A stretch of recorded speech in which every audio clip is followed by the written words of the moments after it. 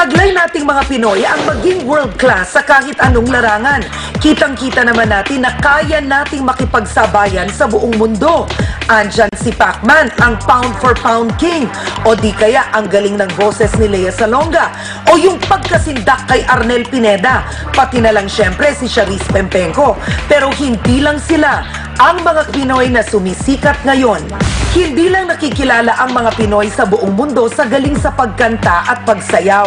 Maraming mga world-class Pinoys ngayon na sumisikat na dahil sa kanilang mga produkto, ideya, konsepto at kakaibang mga sining.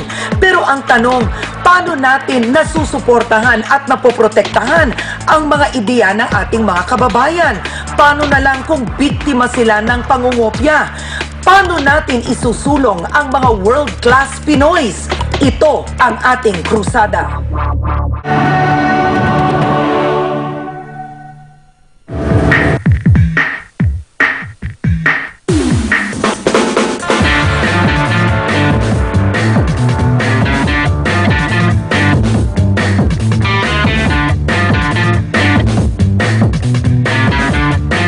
Natural na sa ating mga Pilipino ang pagiging malikhain o creative.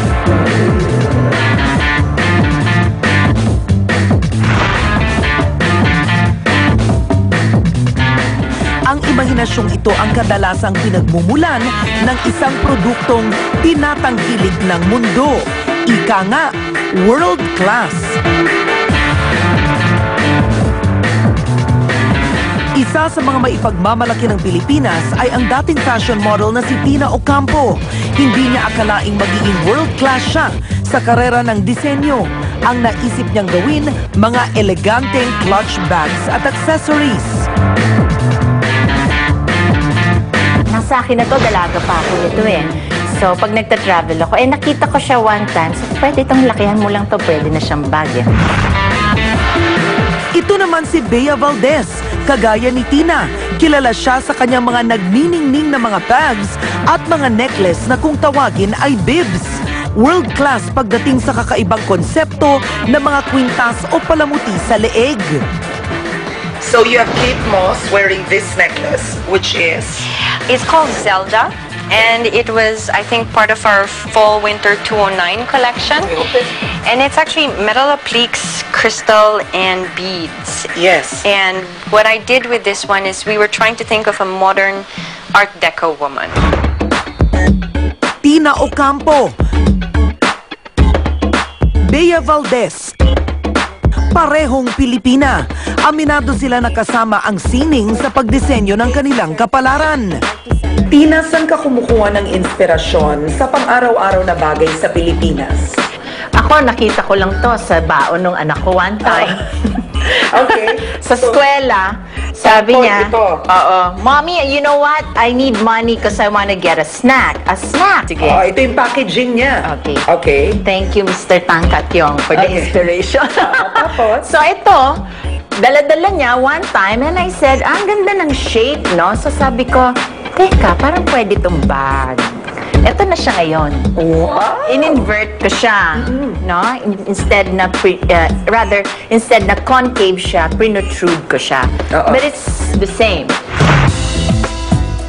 Kay Bea naman, nagsimula ang lahat bilang isang hilig.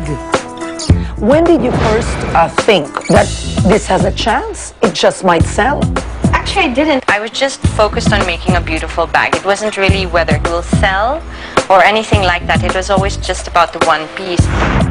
Dahil sa katangi-tangi nilang mga design, pareho silang nailabas sa tinitingalang Vogue magazine at iba pang sikat na mga fashionistang babasahin sa buong mundo. Ang mga tumatangkilik na mga bags ni Tina Ocampo ay mga sikat na personalidad sa Hollywood, gaya ni na Drew Barrymore, Halle Berry, Sandra Bullock at marami pang iba. Tumatak naman ang necklace ni Bea Valdez nang suotin ito ni Kate Moss sa cover ng British Vogue. Gamit rin ito ni Fergie ng Black Eyed Peas at ang media icon na si Wendy Murdoch. Libro ang karaniwang pinagkukunan ng inspirasyon ni Tina Ocampo. Ikwento mo Yan. Tina. Tulad yan, From the book, ito siya, no? Siyempre, hindi ko alam kung ano siya. Palagay ko, belt siya dati. Okay. Diba yung mga tribes natin from the mountains. And I had it sketched like this. Oh, wow. Diba? So, trinay kong isource. Sino bang we still have to send the shell from Davao up north para kasi sila lang ang gumagawa niyan. It takes a certain artisan or a certain artist to be able to do this. Kasi normally, skin lang eh, diba? Oo. Pag ito, nagkamali sila, magka-crack yung shell. So, it really needs a gentle way of putting it So the on. design itself lang, ito, mahal na ito. Habang si Bea Valdez naman, bead patterns ang naging inspirasyon niya. Gawang kamay ang kanyang mga produktong ipinapadala sa iba't ibang bansa. Pero hindi lang basta kamay, kundi kamay ng mismong mga kapwa nating Pilipino. Manang Karina's #1, ha? She's our first original beater when we had no idea. Yes, Manang Karina is the original. ano naman to, Manang? Ang ginagawa mo? Puwet ng Puwet, bag. ang galing puwet ng bag. Oo, puwet ng bag. So, Manang, yung ganito, nakakailang bag ka isang linggo? Pag tapos na pong itatahi, nakakabit na lahat po. Pag nabuo na to, kaya naman ng isang linggo. Yung pagbuo na lang po. Pagbuo? Opo. Oo. Ikaw yung una nilang trabahador dito. Anong pakiramdam mo na lumaki na yung negosyong ganito? Natutuwa din po.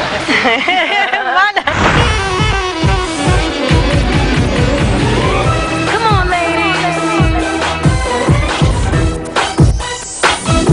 Dahil sa taglay na galing sa pagdisenyo, nakita ng milyon-milyong manonood ang kanilang mga gawa. Isinuot ito ng mga bida sa pelikulang Sex and the City na pinilahan sa lahat ng sulok ng mundo. Ito ang singsing na gawa mismo ni Tina Ocampo. At ito naman ang bag na gawa ni Bea Valdez. Sa kabila ng pagiging world-class designer, ayon kay Tina Ocampo, minsan na rin siyang nakaranas ng diskriminasyon. Meron namang isang pagkakataon, Karen, that the department store told me, can we just not mention the Philippines? I said, it's going to be very hard for me not to mention that because, of course, they will be asking me about the products and the artisans, so I might have to say Filipinos. So, what do you want me to answer? It's just that I don't know how you would answer it, but sabi nila, ang problema kasi dito sa bansa namin, puro domestic helpers ang Pilipino. Para naman kay Bea Valdez na nakasama din sa The Outstanding Young Men of 2010, mas makabubuting ituon na lang ang atensyon sa paglikha ng mga disenyo at produkto kesa makinig sa mga negatibong usapan. How hard is it for a Filipino? I mean, what are the challenges standing out in the global market? I don't know. I've always felt that if you concentrate at what you're good at, instead of looking at other people, you'll find your mark. And I think even when I helped Saiten out for a while back, and they were always complaining about emerging markets that were competing. And I thought, if you stop looking at them and just focus on what you can do best, you'll go further. Kapwa din naisip ni Tina at Bea na pangalan nila ang gawing trademark o tatak sa kanilang mga world-class na produkto. Sa kabila ng tagumpay na dinaranas ng mga Pilipinong designers na tanyag sa buong mundo, may mga pakikipagsapalaran pa rin pinagdadaanan ang kagaya ni Tina at Bea. Marami ang kumokopya sa kanilang mga orihinal na disenyo. At ang mahirap, kulang sila sa proteksyon laban dito. Naniniwala ka ba sa pangungopya? Oo, kasi nakakopya din ako. Kaya, ang mahirap naman, Karen, syempre, nakukuha nila yung concept, nakukuha nila yung idea, pero tinitweak lang nila ng konti, bag pa rin.